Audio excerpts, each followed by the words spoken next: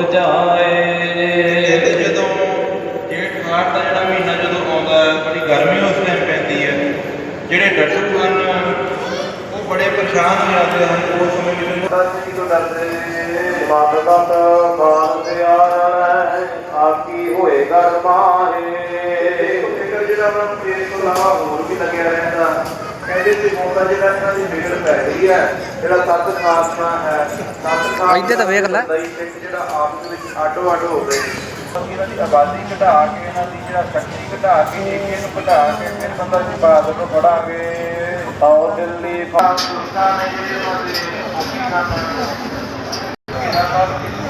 ਖਾਲੀ ਛੱਡ ਦੋ ਇਹ ਮੁਕਾਬਲਾ ਤੁਰ ਕੱਢੇ ਵਾਇਓ। ਇਹ ਗੱਲ ਕਹਿਣੀ ਜਿਹੜਾ ਤੁਰ ਦਵਾਇਆ ਜਿਹੜਾ ਇਹ ਗੱਲ ਦਾ ਐਲਾਨ ਕੀਤਾ ਲੋਕ ਤੋਂ